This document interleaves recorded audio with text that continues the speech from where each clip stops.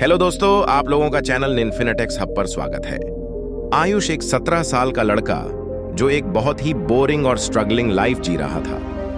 बिल्कुल आपकी तरह वो भी दिन भर परेशान ही रहता। कभी माँ डांटती तो कभी पापा चार बात सुना देते और बचे हुए खाली समय में वो बस टेंशन, तंगी और डिस्ट्रैक्शन के साथ आलस्य का कंबल ओढ़कर लिपटा रहता। पढ़ाई में वो एक एवरेज स्टूडेंट था और उसका कुछ खास मन लगता भी नहीं था इसमें। वो हर काम में पीछे रह जाता। वो एक नंबर का आलसी लड़का था। एक काम भी वो ढंग से नहीं करता था। इसी वजह से हर काम में वो चार बात सुनता। उसे बेइज्जत होना पड़ता। कोई उसे पसंद नहीं करता था। सब उसकी नालायक और मूर्खों में गिनती करते, लेकिन असल में वो मूर्ख नहीं था। ऐसा बस लोगों को दिखता था, मगर उसका दिमाग बहुत तेज था और यही उसकी सबसे खास बात थी। वो अपने आप की ताकत को जानता था। वो ये भी जानता था कि अगर वो अपने असली औकात पर आ गया तो सब कुछ बदल जाएगा और वो सबसे बड़ा भी बन जाएगा, खूब सफल हो जाएगा। वो नालायक नहीं, बस आलसी था और यही आलसपन तो उसे हर जगह बेइज्जत कर देता था। उसका मन स्थिर नहीं था और इसी रीजन की वजह से वो खुद ही बार बार लोगों के दरवाजे पर पहुंचता, किसी न किसी को फोन करता और किसी न किसी के पीछे पागल रहता, लेकिन बदले में कोई उसे 2 पैसे का भी भाव नहीं देता। एक तरह से कह सकते हैं हर जगह से बेइज्जत हुआ बंदा था वो। लेकिन सबका सुनहरा और खूबसूरत दिन आता है। उसके भी खूबसूरत दिन बड़े जल्दी आने वाले थे। साल था 2019, जब उसी का एक रिश्तेदार जो कि उससे उम्र में 4 से 5 साल बड़ा था, वो उससे मिलता है। मुलाकात में दोनों की बातें होती है, मगर थोड़ा खुलने के बाद वो लड़का यानी आयुष अपने उस रिश्तेदार को अपनी सारी परेशानियों के बारे में बताता है। उसके उस रिश्तेदार को उस लड़के में एक चिंगारी जरूर दिखती है कि ये लड़का दम रखता है कुछ बड़ा करने का, मगर ये इतने सारे उलझनों में फंसा ही कुछ इस तरह है कि ये कभी कुछ सही नहीं कर पाता। इस वजह से लोग बस इसकी गलतियां देखते हैं, इसके पीछे की वजह और हालत नहीं। कहते हैं ना, हर रिश्तेदार बुरा नहीं होता, कुछ फरिश्ते भी होते हैं। उसने पहले उस लड़के की पूरी बात सुनी और फिर उससे बस एक ही सवाल पूछा, तुम चाहते क्या हो? इस पर उस लड़के ने कहा, मैं सब अच्छा करना चाहता हूँ, सफल होना चाहता हूँ, कम से कम गलतियां करना चाहता हूँ और हर चीज में आगे रहना चाहता हूँ। फिर उसके रिश्तेदार ने एकदम शांति से कहा, अच्छा मुझे एक बात बताओ, अगर तुम्हारे गोद में 1-2 साल का बच्चा थमा दिया जाए और उसे गोद में लिए ही तुम्हें आगे 1 किलोमीटर दूर एक मंदिर पर जाना है जहां तुम्हारे परिवार के लोग मौजूद हैं और पूजा की तैयारी में हैं, जो बस तुम्हारा ही इंतजार कर रहे हैं, तो मुझे बताओ, क्या तुम्हें उस बच्चे के बोझ से चलने थोड़ी तकलीफ होगी या नहीं? उसने जवाब दिया, बिल्कुल होगी। इसके बाद उसने कहा, उस बच्चे ने अपने हाथ में 3-4 खिलौने लिए हैं जिनका वजन कुल मिलाकर कम से कम आधा 1 किलो तक होगा ही। तो क्या इससे समस्या थोड़ी और नहीं बढ़ेगी? उस लड़के ने कहा, बिल्कुल बढ़ेगी। इसके बाद उसने कहा, तुम नंगे पांव बिना ये जाने कि मंदिर 1 किलोमीटर आगे तो है, मगर किस दिशा में है, यानी कहां से उसका रास्ता है, ये तुम्हें मालूम ही नहीं, तो बताओ तब क्या हालत होगी तुम्हारी? उसने कहा, मेरी हालत तो बहुत बुरी हो जाएगी। उस रिश्तेदार ने फिर पूछा, इसके साथ अब तुम्हारे घर वाले फोन करके तुम्हें 2 किलो प्रसाद लाने के लिए कहते हैं, तो उस समय तुम्हारा मंदिर में पहुंचना ज्यादा वजन और भटकते मन के साथ और भी मुश्किल हो जाएगा, है ना? उस लड़के ने जवाब दिया, बिल्कुल हो जाएगा। इन सब के बाद किसी तरह तुम आधे रास्ते तक पहुंच गए, तब अचानक तुम्हें याद आता है कि तुमने अपने घर का दरवाजा तो लॉक किया ही नहीं और घर में 50,000 कैश और कुछ गहने हैं। उस वक्त क्या करोगे? तुरंत भागना पड़ेगा ना वापस? उस लड़के ने कहा, मेरी तो हालत खराब हो जाएगी। आखिर में उस रिश्तेदार ने फिर एक बार बड़े प्यार से कहा, अब मुझे बताओ, इसमें दोष किसका था? क्या तुम्हारे घर वालों का, किस्मत का, उस बच्चे का, या तुम्हारे खुद का? आयुष थोड़ा सोच में पड़ गया और बोला कि सारा दोष मेरा है। उस रिश्तेदार ने कहा, यहां भी तुम गलत हो। दोष तुम्हारा नहीं, उस बोझ का है जिसे धीरे धीरे तुमने अपने ऊपर बढ़ाया है। ये बोझ सिर्फ फाइकली ही नहीं, मेंटली भी तुमने खुद ही बढ़ाया है।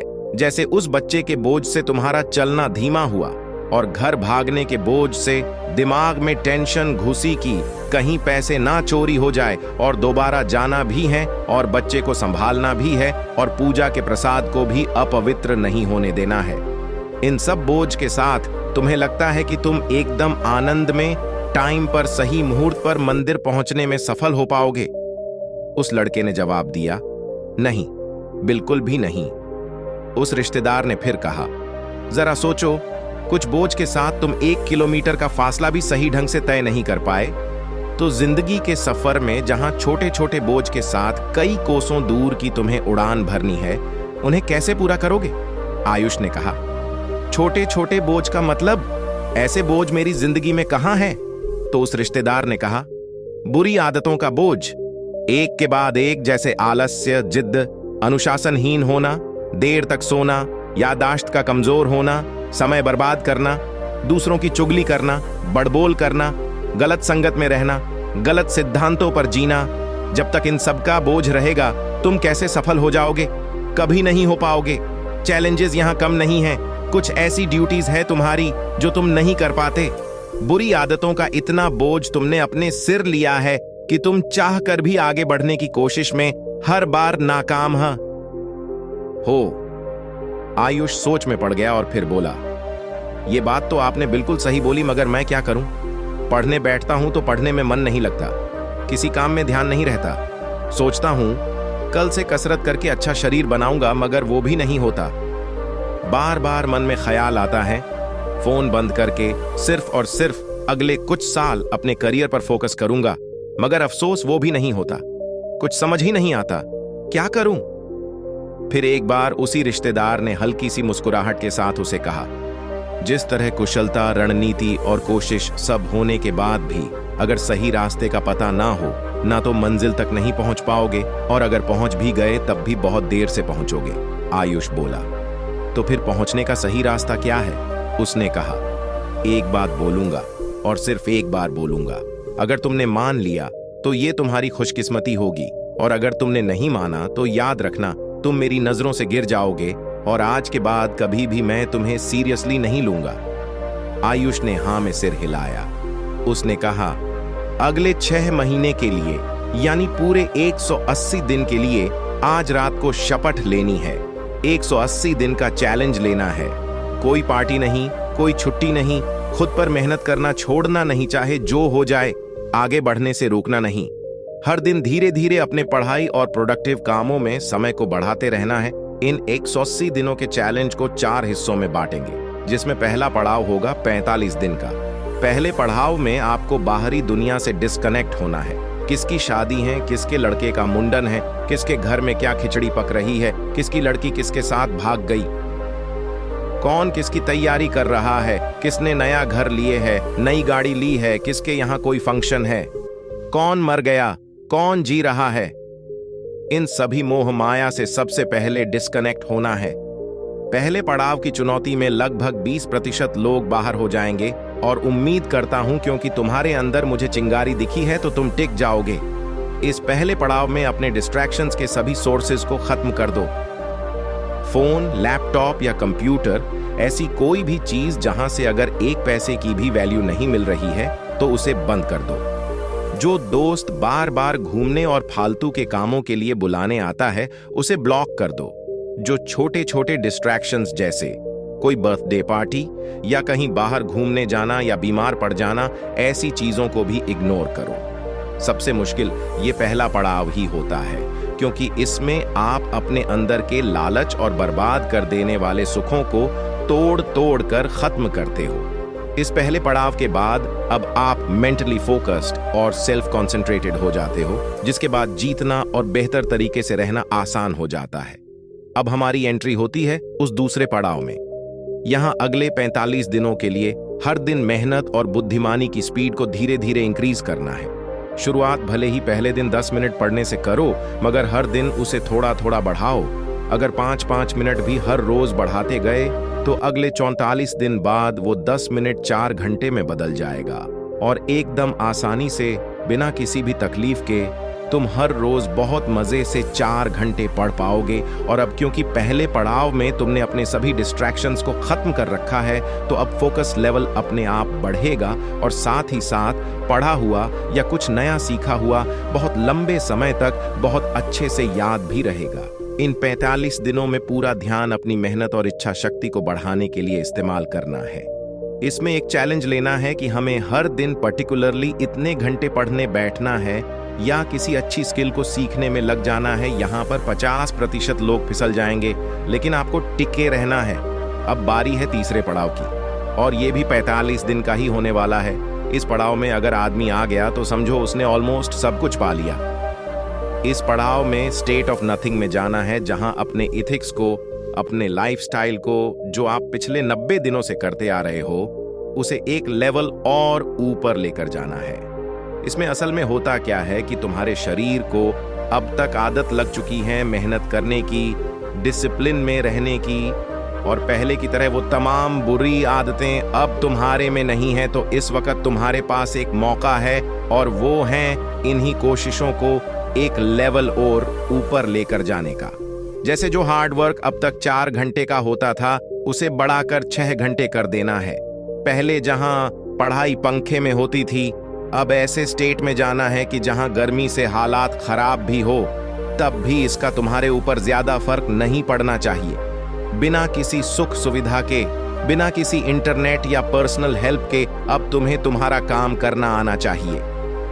इस पड़ाव में कुछ इस तरह बनना है जैसे तुम किसी के मोहताज नहीं, ना पैसों के, ना किसी सुख सुविधा के, सिर्फ और सिर्फ अपने दम पर हो और रहोगे। ऐसा इसीलिए क्योंकि कई बार ऐसे भी समय आएंगे जब खराब परिस्थितियों में भी, फेलियर्स में भी अपने मेहनत में कोई कंजूसी नहीं करनी होगी, बल्कि मेहनत बरकरार रखनी होगी। ऐसे वक्त के लिए ये तीसरा पड़ाव आपको तैयार करता है।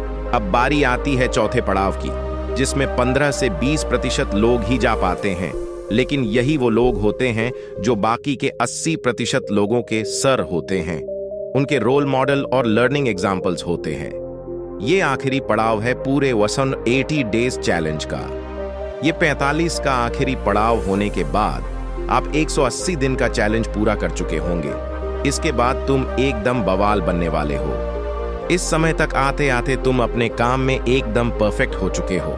लाइफस्टाइल एकदम जबरदस्त हो चुकी है, किसी भी बुरी आदतों में नहीं फंसे हो। लोगों ने तुम्हारी तारीफें भी शुरू कर दी हैं।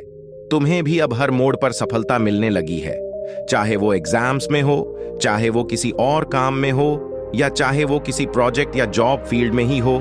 लेकिन अब वक्त है कुछ मैजिकल और स्ट्रिक्ट स्किल्स को सीखने का, जो पूरे 6 महीने के पीरियड की चमक को और ज्यादा बढ़ा देंगे। मैजिकल स्किल्स से मेरे कहने का मतलब है, जैसे तुम कम्युनिकेशन और प्रेजेंटेशन सीख सकते हो, तुम मार्शल आर्ट सीखकर अपने बॉडी को वेल शेप्ड और दिमाग के फोकस को और बढ़ा सकते हो। कोडिंग या एआई में स्पेशलाइज्ड होकर तुम अपने फ्यूचर सिक्योरिटी के लिए कई और ऑप्शंस क्रिएट कर सकते हो। पहले के 3 पड़ाव के आते आते तुम दूसरों से बहुत आगे तो ऐसे ही आ चुके हो। और जिस तरह हम सांस लेना, खाना खाना और सोना नहीं भूलते, क्योंकि वो हमेशा हम एक ही समय पर करते हैं, अगर ना करे तो शरीर याद दिला देता है। ठीक उसी तरह 3 पड़ाव को कर लेने के बाद अब दिमाग और शरीर को उन्हीं चैलेंजेस और टास्क्स को करने की आदत लग जाती है। और इससे अच्छी बात और क्या हो सकती है कि अब मेहनत और काम करने में भी बहुत मजा आने लगेगा। दोस्तों, ये जो मैंने कहानी सुनाई, उसका एक सस्पेंस अभी खोलूंगा। सबसे पहली बात कि वो कहानी बिल्कुल सच्ची थी। आज वही लड़का आयुष रेलवेज में एक अच्छे पोस्ट पर काम कर रहा है। उसने 2019 के बैच में रेलवेज का एग्जाम निकाला था। मुझे इसकी एग्जैक्ट जानकारी तो नहीं, लेकिन लोगों से आज उसकी खूब तारीफें सुनने को मिलती है। वो लाख रुपए की सैलरी पर एक अच्छी जिंदगी जी रहा है। आप भी अगले 180 दिन का चैलेंज अपना लो, और चाहे जो हो जाए, सिर्फ और सिर्फ 180 दिनों की तकलीफ होगी, लेकिन इस 6 महीने की तकलीफ के बाद अगले 60 साल मौज करोगे।